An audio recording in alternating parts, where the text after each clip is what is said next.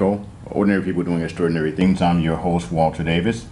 And with me this evening, I have the pleasure to have Bill Everts. Is that correct? Mm-hmm. And Sue Everts of Amigos de los Californios. Correct. Now, tell me what that is. What is Amigos de los Californios? Amigos de los Californios is a nonprofit organization, and we take professional medical people to the central part of Baja, up in the mountains, and treat people for dental problems, medical problems, and optometric problems. Wow. Now that's quite an accomplishment. That's going a long way to do a lot of good for people that are impoverished. But before we go there, tell me something about who's Bill, who's Sue, who are you? Well, husband and wife. We're the co-founders. We started Amigos about 15 years ago. And it's kind of taken over our life during certain times of the year. And now, is this your full-time job, or you have other things? No, we're totally volunteers. This is something on the side. I'm a landscape photographer, and Sue works as a park ranger for the city of Escondido. So how do you go from landscape photography and what? Park ranger to people who are taking medical services and supplies into Baja? How does that happen? It's almost magic. When we started this, it was sort of an idea that came to us after a trip to Baja. As we were leaving, visiting a village called Santa Marta, a young man actually came out of the cactus and flagged us down and asked us if we had any aspirin because he had a toothache. And we looked up, and his jaw was literally swollen out like he had a tennis ball in his cheek with a rag wrapped around his head. And we thought, you need more than an aspirin.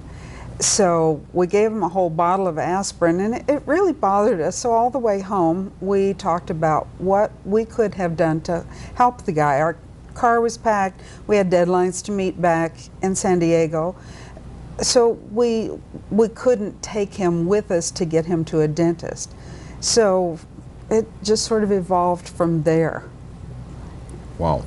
And we then started involving friends and professionals, and it grew from a group of 10 to where now we have 25 professionals that go with us. And when you say professionals, you mean medical professionals?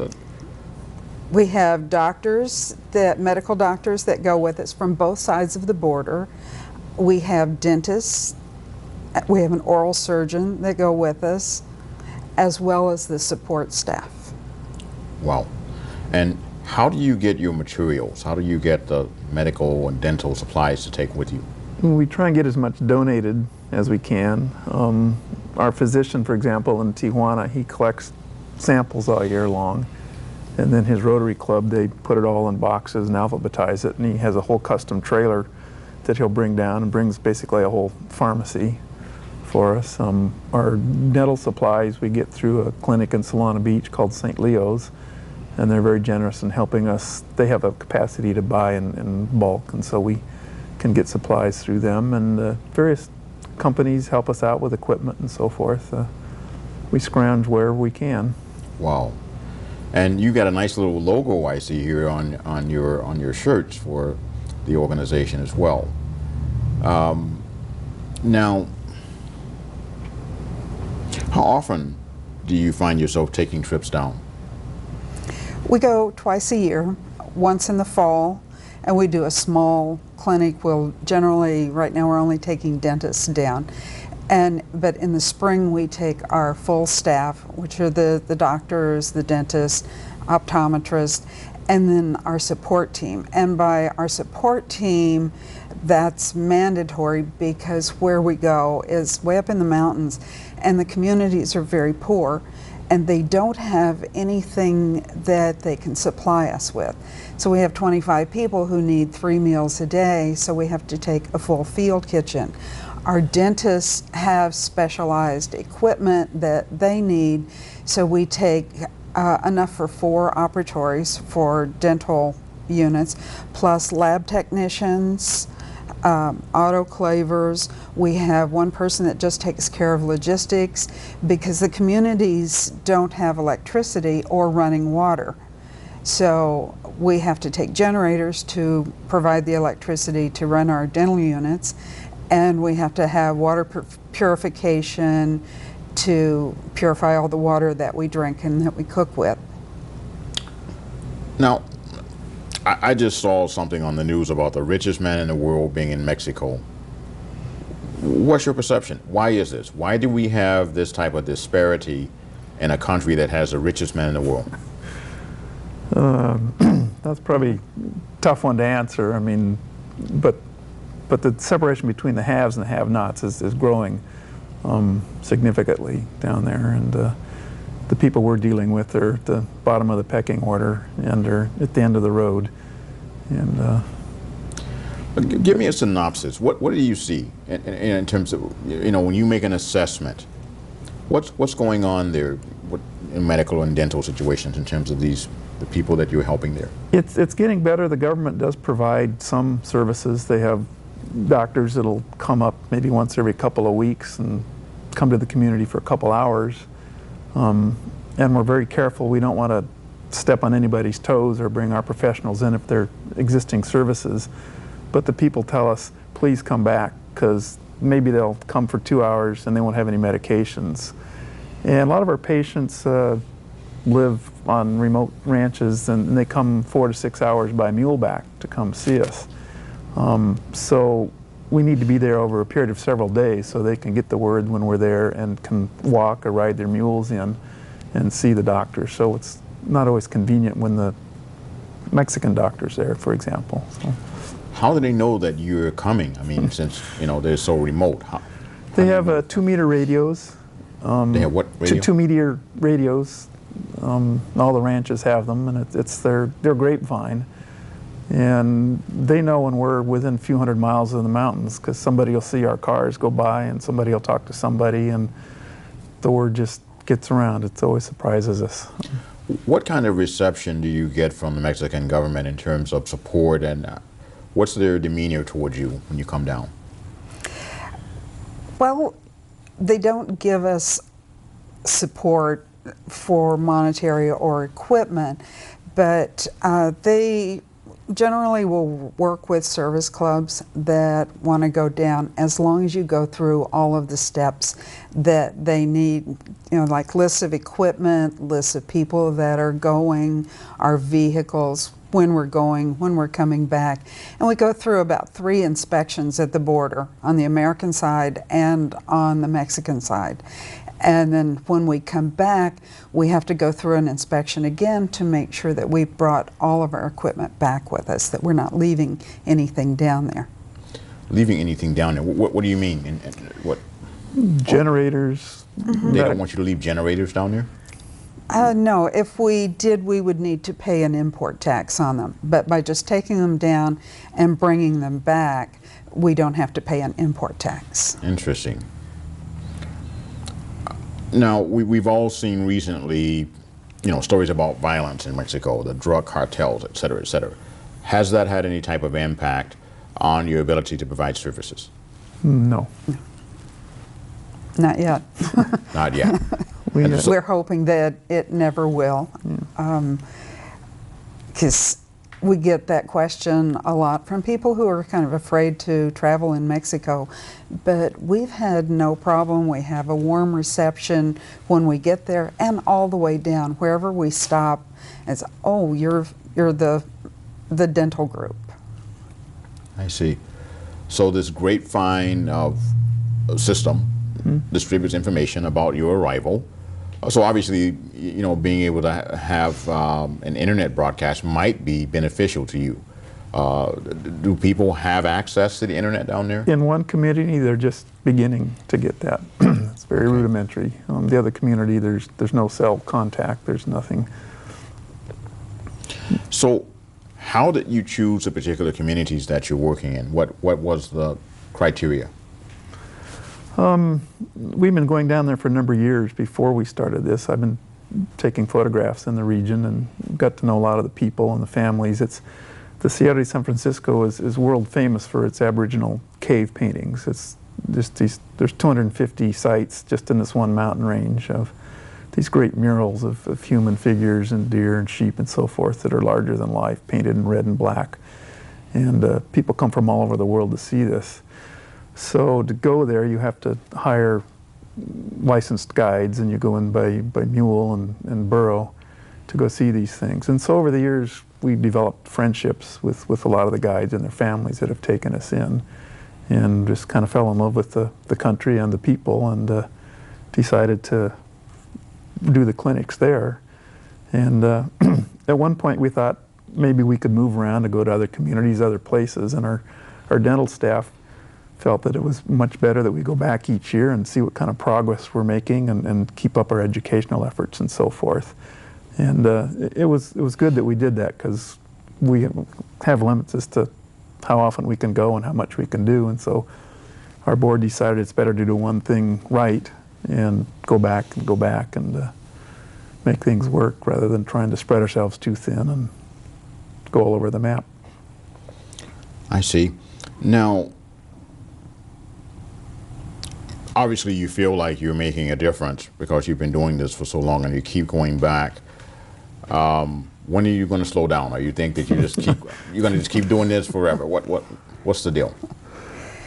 Well, we're hoping that we can keep doing it for a long time. One of our volunteers stayed with us until he was nearly 95 years old. And he would go down and camp with us, because we camp. We have to take everything with us.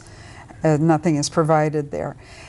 And he was camping with us until he was 95. I'm not sure that I'll make it that far. But we do have a board of directors that is looking toward the future and trying to bring in new people, new volunteers to keep this going, because the communities really do appreciate what we're doing. How do you get your volunteers? Well, wherever we can. Some of them are friends we've recruited. As Sue mentioned earlier, we have a support staff, so we need people that can just speak Spanish, for example. Why did you guys give me that little sinister laugh when I asked that question? What did you do? You trick people? What happens? Well, we No, I'm just kidding. took people at the first year, and then we thought, well, they'll never go again, because it's very tough. Like Sue said, we camp, and it's primitive conditions, and it's pretty tight quarters, and we tried this out, and we thought, well, it probably isn't going to happen again, and people were fighting to go back the next year. We've got staff members that have been with us since we started, and they will not give up their seats. So some people are friends that say speak Spanish. People can help in the kitchen and do odd jobs, that sort of thing. And then a lot of our dental staff comes out of St. Leo's Clinic and Solana Beach. They have a lot of volunteers there and a tradition of that. And so if we can get one person, they'll know somebody else and bring them along. It's just wherever we can. They won't give up their seat, so there's a limit in the number of volunteers you can take down with you. Right. Mm-hmm. How is that determined? By what we can afford and how much space we have. We usually take about 8 vehicles, and we try and pay. Sometimes we have to rent extra vehicle, a van or something, and the cost of food and hotel rooms and everything starts adding up pretty quickly. So we got a very tight budget, and we have lots of people that say, "I'd love to go with you. I'll do anything," but we don't have that luxury. Everybody has to have a job. It's a full-time job. Usually our staff is working from very early in the morning until late at night, and sometimes we've had people come in the middle of the night with emergencies. So we keep going. Our kitchen staff, I'm running the kitchen staff, and we're up in the morning making coffee at 6 in the morning, and we don't close the kitchen until about 11 at night. Wow. And that goes on for 2 weeks. Now, are you feeding the community, people in the community, or just yourselves? What happens there? Sometimes people from the community will come over and have meals with us. It used to be sort of everybody would come, and it was exhausting, the kitchen staff, because in the 2 weeks we were producing 900 to 1,000 meals in the 2 weeks, which was a major expense to bring that much food, because if we don't take it with us, we don't have it, because there's no grocery store within the community. There may be tiny little ones that will sell some potatoes and onions, but that's about it. But now most of the community waits for an invitation. So we're down to maybe 600 or 700 meals in 2 weeks' time. That's pretty sad. So it must break your heart to, you know, not be able to help everyone. Right. Okay. And your funding sources. Are you able to tap into things like the combined federal campaign or other sources of funding? Initially, we tried to do this ourselves, about 3 of us the first year to underwrite it, and we realized that wasn't going to work. So we started hitting up our friends, and we're involved with a group of people who have been camping in Baja California for a number of years, and a lot of them have been to the mountains. And so we'd hit them up, and then colleagues that maybe have never been down there at all but wanted to help. And then a lot of service clubs, Rotary, Kiwanis, Optimus, different parts of San Diego and Tijuana have helped. And then we've got some grants for equipment over the years, some specific dental grants. And but we're always cutting it pretty close. But you can always use more, obviously.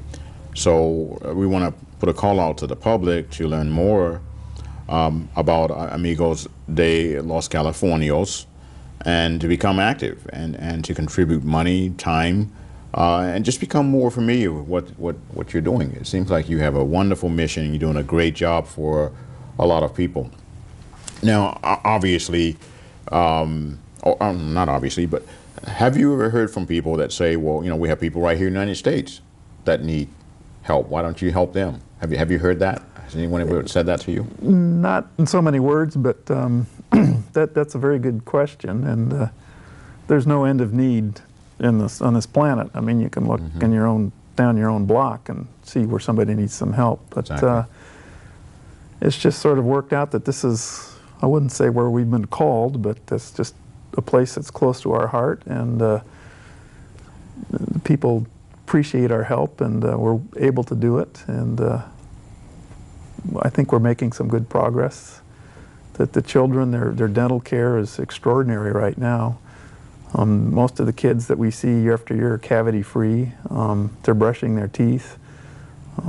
We have second generation now. Some of our earliest patients, their children are coming, and their teeth are in good shape. And so we figure it doesn't always matter where you put the emphasis. We're just trying to do the best we can, and just so happens that's our turf down there. But, well, that's wonderful. You guys are doing a great job from what I can ascertain. What do you want to convey to the public? This is your opportunity to, you know, give a message to the public. What do you want to say to the public? What kind of message? That Amigos de los Californios may not be helping people on this side of the border. We're helping people on the other side of the border. But that's the future of the world. There's niches here and all over in all different countries, and if people could get involved with doing things, borders are not limits. They need to be porous so that we can help them, they can help us. Because by helping the people down there, they have enriched our lives so much that we just love the people, and we could not do enough for them. If we could do more every year, we would be doing more. Tell me about that. How have they enriched your lives? By showing us almost unconditional love and acceptance. When we started 15 years ago, there was one person who came and just stood on the outskirts of our encampment and watched. And he was just not real sure about what we were doing. Some have been kind of frightened because other groups have come in and maybe would proselytize after they would do something nice for them and say, well, you have to listen to this or you have to do this to earn what we have given you. And we come in and we ask for nothing except water. We need water to operate, and the rest we bring. How do you get the water? The communities vary. There are wells and springs and so forth, and they'll fill these big, giant 500-gallon tanks and put it in the back of a pickup truck and bring it over to us. It just depends how much rain there's been that year and if the pump is working in the well that year. And we have to get kind of resourceful at times. And then the water that they do give us, which I'm sure is probably just fine, but we go ahead and treat it, filter it anyway, to make sure nobody gets sick. That's a lot. So you carry some type of reverse osmosis filter? What do you do?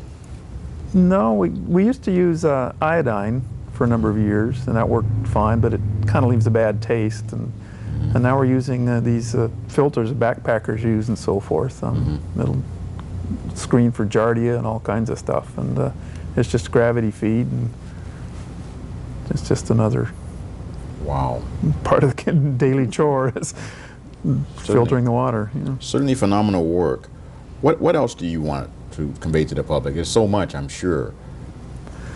Well, I think for me it's as trite as it may be that you end up receiving more by giving than what you might expect. And the people we work with are very, very poor, and yet they're probably the friendliest, most hospitable, generous, I mean really generous people that I've ever encountered. And it's just to get involved as a volunteer and give of your time and do something that you have no expectation of getting a return for, and you just go in and say, these are my friends and I'm going to try and help. The rewards are immense, and I would encourage anybody to get involved in some kind of volunteer activity, just like what you all are doing here tonight, because our lives have been so enriched. And we have a joke about it, all for the want of an aspirin. If this guy hadn't stepped out of the bushes and wanted an aspirin, we wouldn't have met all the wonderful people that have changed our lives over the last 15 years. And it's not only the people on the other side of the border that have enriched us, it's people on this side of the border too that go with us, that become our sponsors and our supporters, and they do everything that they can for us. One friend doesn't like to camp, but she is right with me when I'm going to the grocery store and buying mountains of groceries. If I need something at the last minute, she'll even do shopping on her own and get it down to us. On one of our trips, there were some equipment malfunctions. People on this side of the border got the proper equipment, took it across the border and put it on a bus in Tijuana, and it was delivered to us about 12 hours later. So our support team have become our friends, our patients have become our friends, and we just feel like that we've just got a whole network and a whole world of people that are behind us and helping us make this work. Well, I'm certainly pleased to know about you and your organization, and I want to help you in any way that I can, and in terms of getting the word out and getting you more support to accomplish your mission. It's very important what you're doing, and we should have a lot more people like you that are pitching in and making a big difference in the world. It's a world community, and we have poverty growing in just unacceptable levels throughout the world. We have 32,000 children dying in this world every single day. And the average person in this world lives on less than $2 per day. And to me, that's just simply unacceptable to have so many people that just don't have hope. And people like you and your organization are intrinsic in terms of turning that tide back. And I'm very proud to know you. I hope you become part of the coalition and become part of our media network so that we can get more support for you and more support for our endeavors, because you fit in perfectly with what our mission statement entails. And I want to thank you very much for joining us this evening and coming out here. Thank you very much for the opportunity to. Thank you. And so we're down to our last 2 minutes here. I want to make sure that you conveyed everything that you wanted to. Is there any last things you want to make sure the public knows about before we end the interview? If anyone wants to become one of our sponsors, we would be happy to tell them how they can help us continue. Outstanding, outstanding. Please take a note of the telephone number that's going to appear at the end of the broadcast and the website. We encourage you to join the San Diego County Community Coalition. You can see the fine people that we have to interact with. And this is one of the classic stories that we try to tell on progress in San Diego and the rest of our shows, including Community Artists Connection, which comes on Thursdays at 9:30 p.m. and Elise Smith Cooper's show, Community Issues, A Tapestry of Concern, which comes on at 6 p.m. on Sundays, and Truth to Power, which comes on at 11 o'clock on Wednesdays. These are the types of stories that we try to highlight, positive stories of people that are doing outstanding things within our community. We don't have to rely upon the everyday media to tell our stories, because we are the stories and we are our media. We encourage you to come aboard our internet broadcasts and become active with us. They are interactive. You can ask questions of us while we're on there. We just started a new Blog Talk radio station for the San Diego County Community Coalition. And currently we have 10 internet channels that we're broadcasting around the world out to 100,000 people. Again, I want to thank you, and I appreciate you coming aboard and watching our show. My name is Walter Davis, and I'm your host. Please join us next week and become part of the San Diego County Community Coalition in our efforts to fight for social justice and fight against poverty and for symbiotic environmental stewardship. Those are our missions. And we have everyday people volunteering right here today, being part of our studio broadcast. And you're welcome to join us and learn the art of television broadcast. Thank you very much.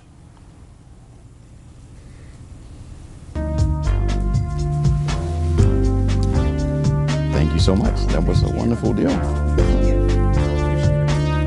so I will send you a link to